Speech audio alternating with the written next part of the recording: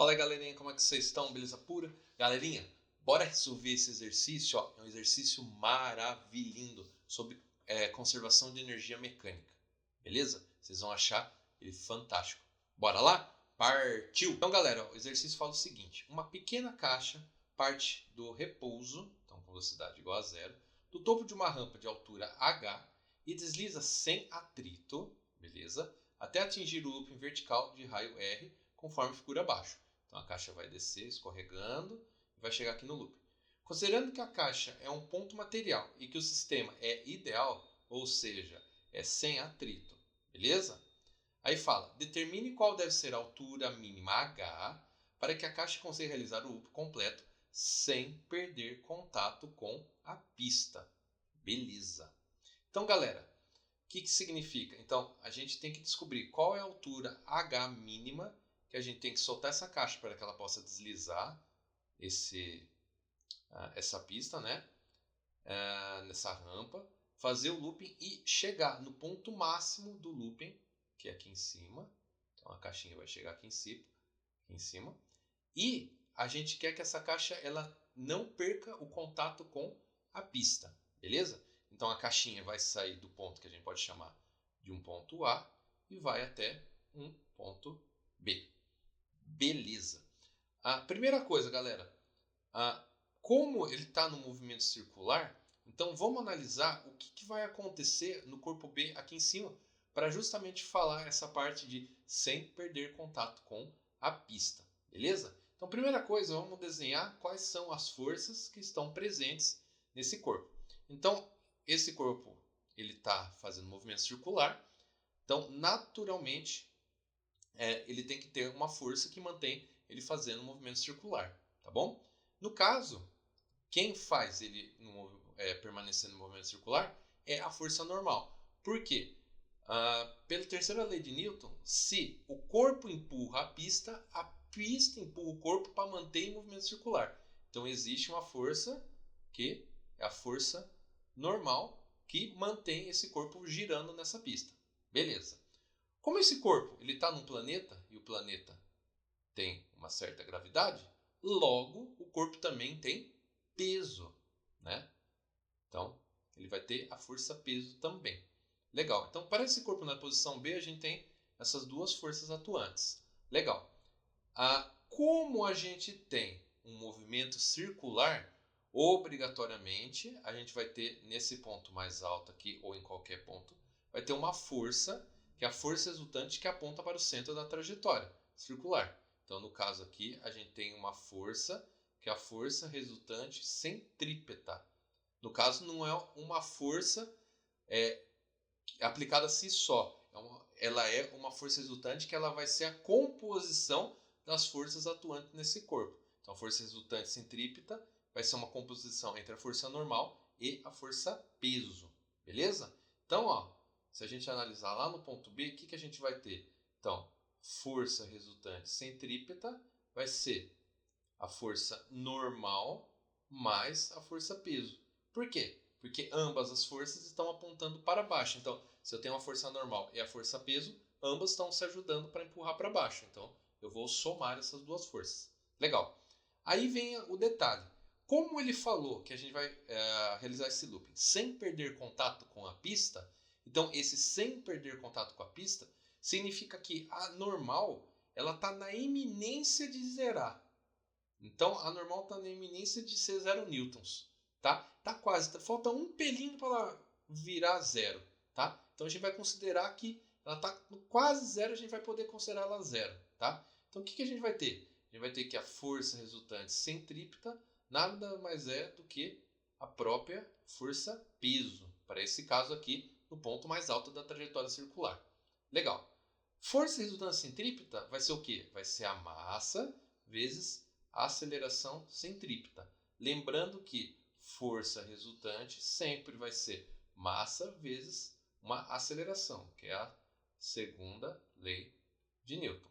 Legal. Então, no caso, como é um movimento circular, vai ser massa vezes aceleração centrípeta, igual o peso, que é massa vezes a gravidade.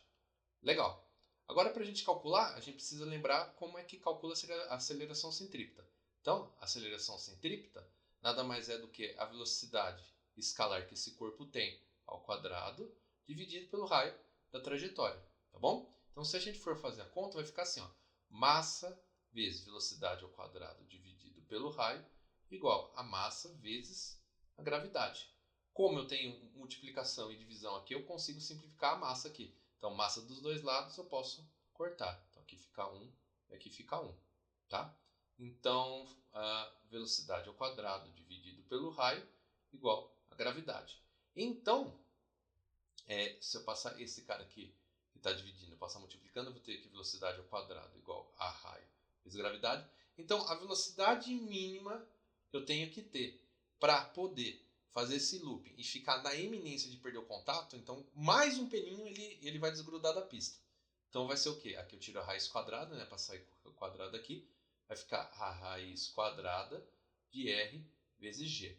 Então este valor aqui, a raiz quadrada de rg, é a velocidade mínima, que é a velocidade linear aqui, a escalar que a gente está analisando aqui, que esse corpo tem que ter para poder fazer o looping e ficar na iminência de perder o contato com a pista, tá bom? Legal, então a gente já tem a velocidade que a gente tem que atingir nesse ponto aqui. Legal.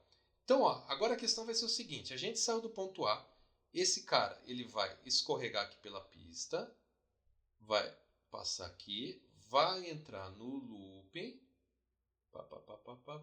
e vai chegar aqui. Legal. Então, ó, o que vai acontecer? A gente vai converter a energia que esse cara tem por estar a uma certa altura do solo em uma certa energia relacionada ao movimento e uma certa energia relacionada à nova altura que ele vai ficar em relação ao mesmo solo. Tá bom? Como o problema falou que aqui não tem, é sem, então é sem atrito, então não tem desperdício de energia. Então, o sistema é um sistema conservativo. Além do que ele não falou que tem nenhuma energia ou não tem nenhuma força externa atuando nesse sistema. Então, todas as forças atuantes são forças internas e não há dissipação de energia. Então, a gente considera um sistema conservativo. Se é um sistema conservativo, a gente tem a conservação. Então, tem a conservação da energia mecânica.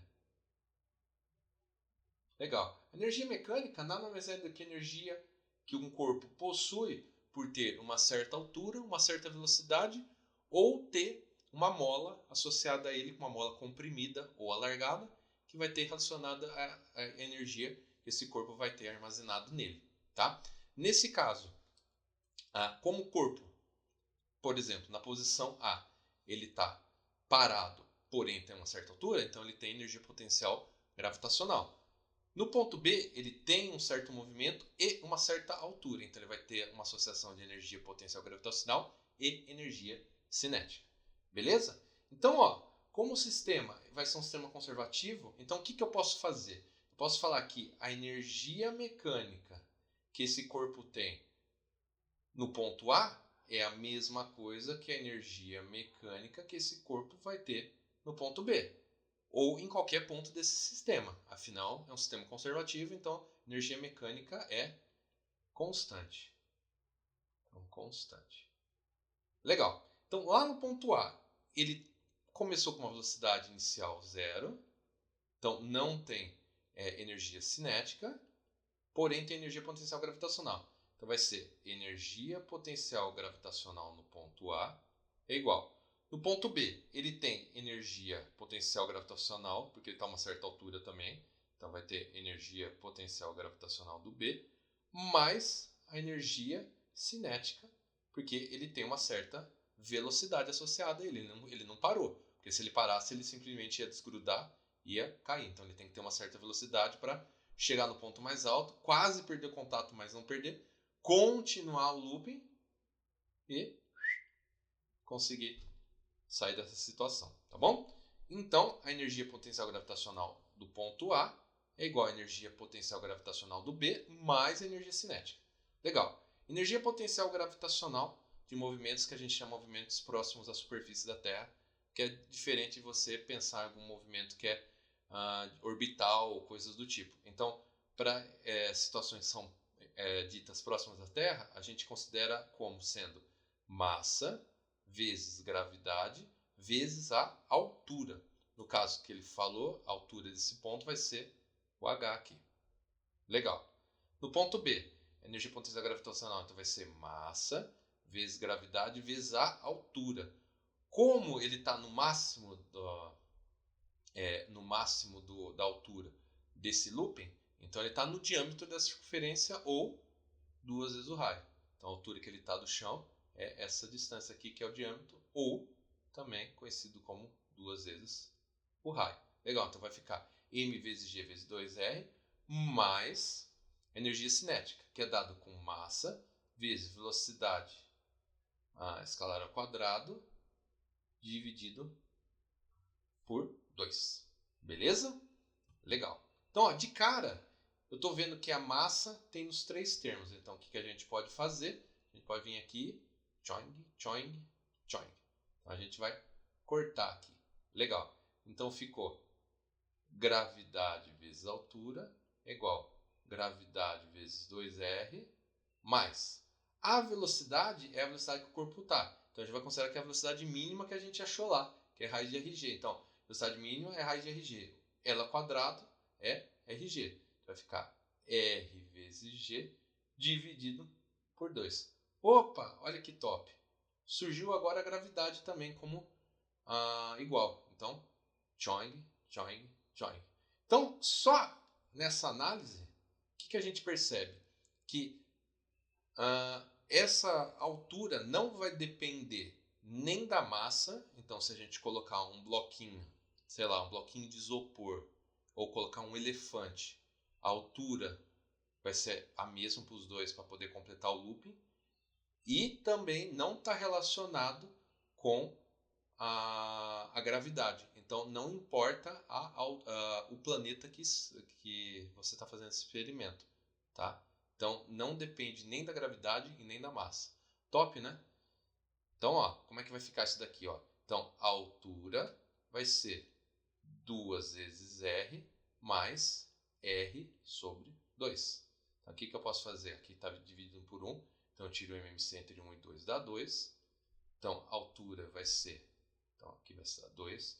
2 dividido por 1 dá 2 vezes 2 dá 4. Mais 2 dividido por 2 dá 1 vezes R dá R. Então, a altura mínima que a gente tem que soltar essa caixinha é de 5R sobre 2. A gente pode colocar aqui em metros, por exemplo. Pode colocar a unidade. Legal. Então, significa que a altura mínima tem que ser maior ou igual a 2 vezes e meia o valor do raio. Então, se isso acontecer, o corpo vai conseguir obrigatoriamente fazer esse looping e não vai perder o contato. Se eu colocar exatamente a altura de 2,5 raio ou 5 sobre 2R, ele vai estar na eminência de perder esse contato. Agora, se eu assumir um valor maior que esse, então ele vai conseguir fazer o looping tranquilamente. Top essa questão, né, galera? Caramba, olha só.